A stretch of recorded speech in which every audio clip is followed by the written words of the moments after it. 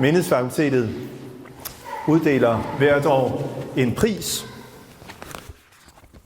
og det gør vi til en teolog, som har gjort sig særligt bemærkelsesværdig indsats for at fremme sund teologi og har gjort sig bemærket i offentligheden til fordel for bibelsk kristendom og menighedsliv.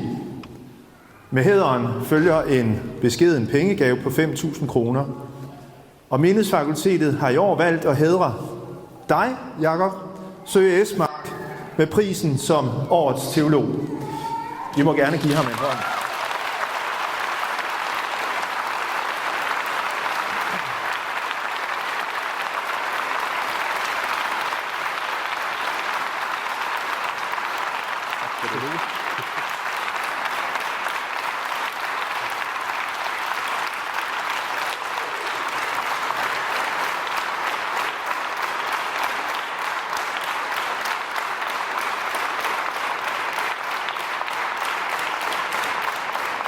Ja, nu skal I høre forklaringen.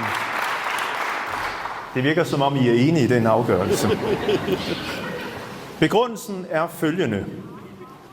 I sin meget velskrevne og bevægende bog, Gud, hvor jeg savner ham, refleksioner om sygdom, sorg og håb, leverer du, Jakob, en dybt personlig, teologisk og menneskelig tekst, som formår at forene ærlighed over for lidelsen med et eksistentielt og teologisk greb om tro, tvivl og håb.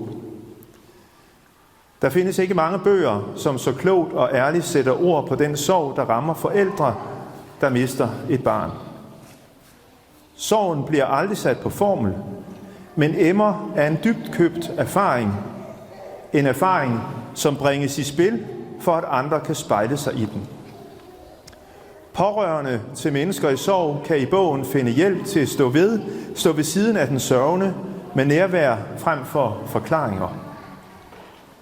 Bogen er fuld af konkrete og livsnære eksempler, der gør det lettere at forstå, hvordan man kan være til stede, når ord ikke slår til. For den, der selv sørger, giver bogen sprog til det ubærlige. Ord, der ikke forsøger at definere en rigtig måde at sørge på, men som rummer menneskers mangfoldige erfaringer af tab og håb. Jakob Søe Esmark skriver først og fremmest som far og ægtefælle, og det er ud fra denne identitet, at bogen har sin dybeste resonans.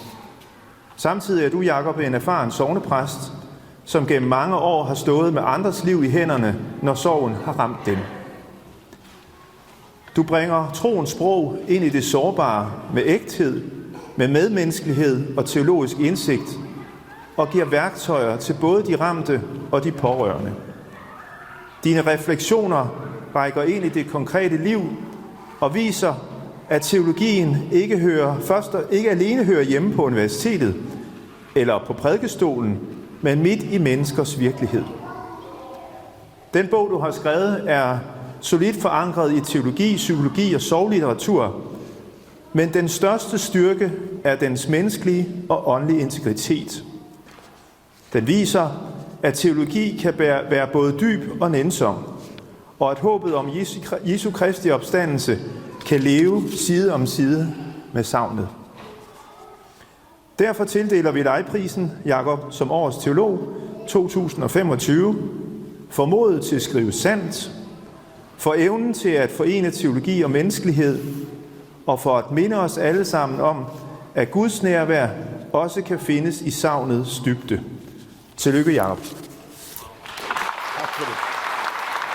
Velkommen. Tak. Hold op.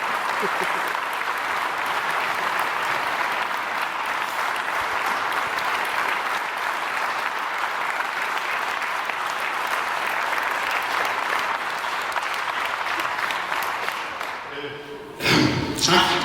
Det var godt nok en overraskelse. Hold op. Det skulle det være. Ja. Og tak for, det var nok skyldt med sammen her. Også i hverdagen og fester. Ja, tak.